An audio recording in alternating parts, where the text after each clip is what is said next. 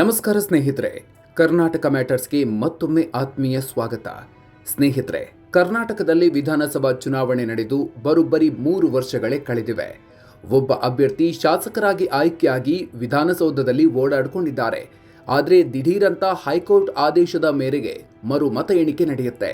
ಬೆಳಿಗ್ಗೆ ಎಣಿಕೆ ಶುರುವಾದಾಗ ಗೆದ್ದಿದ್ದೆ ಅಂತ ಪಟಾಕಿ ಸಿಡಿಸಿ ಸಂಭ್ರಮಿಸಿದ ಶಾಸಕರಿಗೆ ಮಧ್ಯರಾತ್ರಿ ಆಗುವಷ್ಟರಲ್ಲಿ ಅಕ್ಷರಶಃ ಬಿಗ್ ಶಾಕ್ ಎದುರಾಗುತ್ತೆ. ಅಷ್ಟಕ್ಕೂ ಅಂದು ರಾತ್ರಿ ಆ ಕೌಂಟಿಂಗ್ ಸೆಂಟರ್ನಲ್ಲಿ ಆಗಿದ್ದೇನೋ? ಹೌದು ಸ್ನೇಹಿತರೆ, ನಾವು ಹೇಳ್ತಾ ಇರೋದು ಕರ್ನಾಟಕದ ರಾಜಕೀಯದಲ್ಲಿ ಭಾರೀ ಸಂಚಲನ ಮೂಡಿಸಿರುವ ಚಿಕ್ಕಮಗಳೂರು ಜಿಲ್ಲೆಯ ಶೃಂಗೇರಿ ವಿಧಾನಸಭಾ ಕ್ಷೇತ್ರದ ಮರು ಮತ ಎಣಿಕೆ ಹೈಡ್ರಾಮಾದ ಬಗ್ಗೆ. 2023ರ ಚುನಾವಣೆಯಲ್ಲಿ ಕೇವಲ 201 ಮತಗಳ ಅಂತರದಿಂದ ಗೆದ್ದಿದ್ದ ಕಾಂಗ್ರೆಸ್ ಶಾಸಕ ಟಿ.ಡಿ. ರಾಜೇಗೌಡ ಈಗ ತಮ್ಮದೇ ಮತಗಳನ್ನು ಕಳೆದುಕೊಂಡು ಸೋಲಿನ ಭೀತಿಯಲ್ಲಿದ್ದಾರೆ. ಹಾಗಾದ್ರೆ 3 ವರ್ಷಗಳ ಹಿಂದೆ ನಡೆದ ಚುನಾವಣೆಯ ಮರು ಮತ ಎಣಿಕೆ ಈಗ್ಯಾಕೆ ನಡೆಯಿತು? ಸ್ಟ್ರಾಂಗ್ ರೂಮ್ ಓಪನ್ ಮಾಡಿದಾಗ ಅಲ್ಲಿ ಕಂಡ ಆಘಾತಕಾರಿ ದೃಶ್ಯ ಏನು? ಬಿಜೆಪಿಯ ಡಿ.ಎನ್. ಜೀವರಾಜ್ ಈಗ ಶಾಸಕರಾಗ್ತಾರಾ? ಎಲ್ಲ ಹೈಡ್ರಾಮಾದ ಇಂಚಿಂಚು ಮಾಹಿತಿಯನ್ನ ಇವತ್ತಿನ ವಿಡಿಯೋದಲ್ಲಿ ಡೀಟೇಲ್ ಆಗಿ ನೋಡೋಣ. ಅದಕ್ಕೂ ಮೊದಲು ನೀವಿನ್ನೂ ನಮ್ಮ ಕರ್ನಾಟಕ ಮ್ಯಾಟರ್ಸ್ ಯೂಟ್ಯೂಬ್ ಚಾನಲ್ಗೆ ಸಬ್ಸ್ಕ್ರೈಬ್ ಆಗಿಲ್ಲ ಅಂದರೆ ಈಗಲೇ ಸಬ್ಸ್ಕ್ರೈಬ್ ಆಗಿ, ಹಾಗೆ ಪಕ್ಕದಲ್ಲಿರೋ ಬೆಲ್ ಐಕಾನ್ ಪ್ರೆಸ್ ಮಾಡಿ. 3 ವರ್ಷಗಳ ಬಳಿಕ ಮರುಮತ ಎಣಿಕೆ. ಏನಿದು ಶೃಂಗೇರಿ ಗಲಾಟೆ? ಸ್ನೇಹಿತರೆ, ಕತೆ ಶುರುವಾಗೋದು 2023ರ ವಿಧಾನಸಭಾ ಚುನಾವಣೆಯಿಂದ. ಶೃಂಗೇರಿ ಕ್ಷೇತ್ರದಲ್ಲಿ ಕಾಂಗ್ರೆಸ್ನ ಟಿ.ಡಿ. ರಾಜೇಗೌಡ ಅವರು ಬಿಜೆಪಿಯ ಡಿ.ಎನ್. ಜೀವರಾಜ್ ವಿರುದ್ಧ ಕೇವಲ 201 ಮತಗಳ ಕಡಿಮೆ ಅಂತರದಿಂದ ಗೆಲುವು ಸಾಧಿಸಿದ್ರು. ಈ ಚುನಾವಣೆಯಲ್ಲಿ ಒಟ್ಟು 1822 ಅಂಚೆ ಮತಗಳು ಚಲಾವಣೆಯಾಗಿದ್ವು. ಆದರೆ ಚುನಾವಣಾಧಿಕಾರಿಗಳು ಇದರಲ್ಲಿ 279 ಅಂಚೆ ಮತಗಳನ್ನು ಅಮಾನ್ಯ ಅಂತ ತಿರಸ್ಕರಿಸಿದ್ರು. ಇದೇ ವಿಚಾರವನ್ನ ಇಟ್ಕೊಂಡು ಬಿಜೆಪಿಯ ಪರಾಜಿತ ಅಭ್ಯರ್ಥಿ ಡಿ.ಎನ್. ಜೀವರಾಜ್ ಹೈಕೋರ್ಟ್ ಮೆಟ್ಟಿಲೇರಿದ್ರು.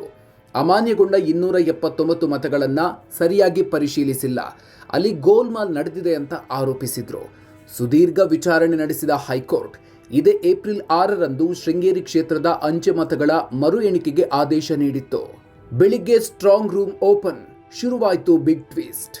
ಹೈಕೋರ್ಟ್ ಆದೇಶದಂತೆ ಮೇ 2ರಂದು ಶನಿವಾರ ಬೆಳಿಗ್ಗೆ 7 ಗಂಟೆಗೆ ಚಿಕ್ಕಮಗಳೂರಿನ ಐಡಿಎಸ್ಜಿ ಕಾಲೇಜಿನಲ್ಲಿ ಜಿಲ್ಲಾಧಿಕಾರಿ ಮತ್ತು ಅಭ್ಯರ್ಥಿಗಳ ಸಮ್ಮುಖದಲ್ಲಿ ಸ್ಟ್ರಾಂಗ್ ರೂಮ್ ಓಪನ್ ಮಾಡಲಾಯಿತು.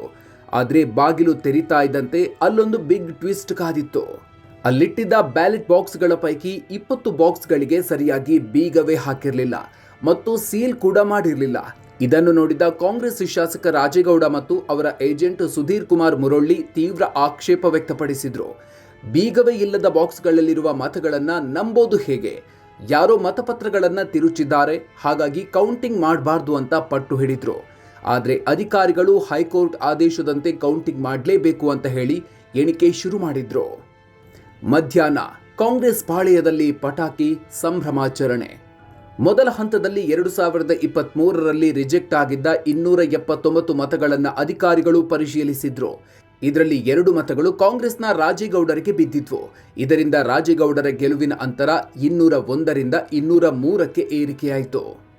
ಇದನ್ನು ನೋಡಿದ ಜೆಡಿಎಸ್ ಅಭ್ಯರ್ಥಿ ಸುಧಾಕರ್ ಶೆಟ್ಟಿ ಮಧ್ಯಾಹ್ನ 3 ಗಂಟೆಗೆ ಹೊರಬಂದು ಯಾವುದೇ ಬದಲಾವಣೆ ಇಲ್ಲ, ರಾಜೇಗೌಡರೇ ಗೆದ್ದಿದ್ದಾರೆ ಅಂತ ಮಾಧ್ಯಮಗಳಿಗೆ ಹೇಳಿಕೆ ನೀಡಿದ್ರು.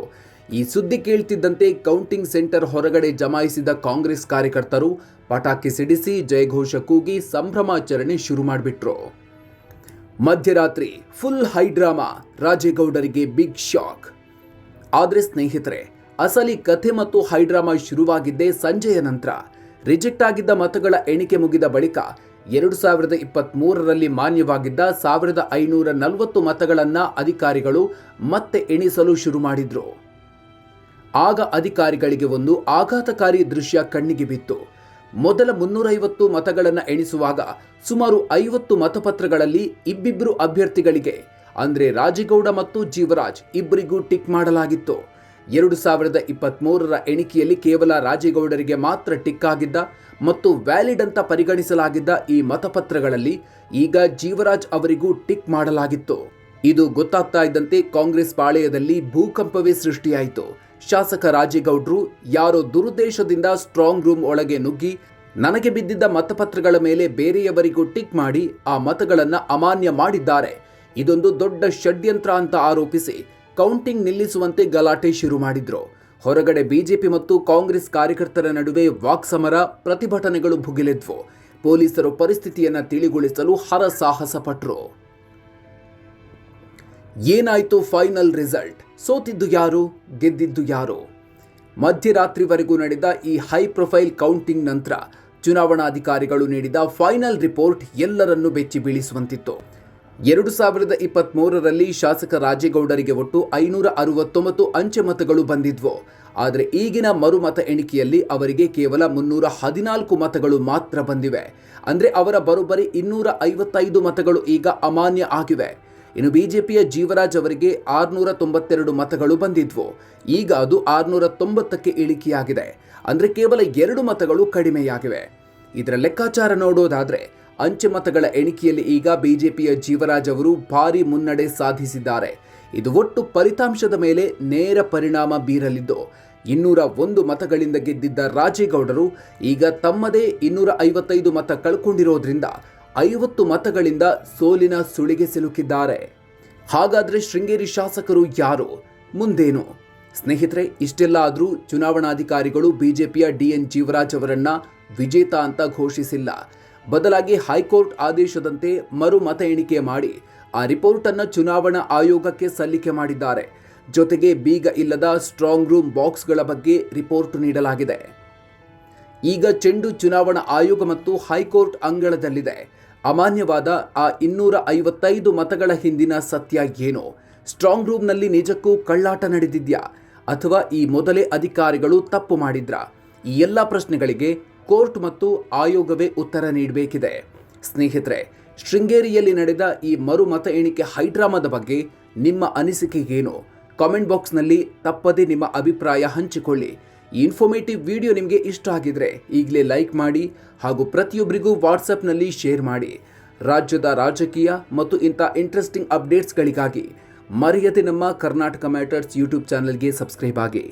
ಮುಂದಿನ ವಿಡಿಯೋದಲ್ಲಿ ಮತ್ತೊಂದು ಇಂಟ್ರೆಸ್ಟಿಂಗ್ ವಿಷಯದ ಜೊತೆಗೆ ಮತ್ತೆ ಸಿಗೋಣ. ಅಲ್ಲಿವರೆಗೂ ನಮಸ್ಕಾರ.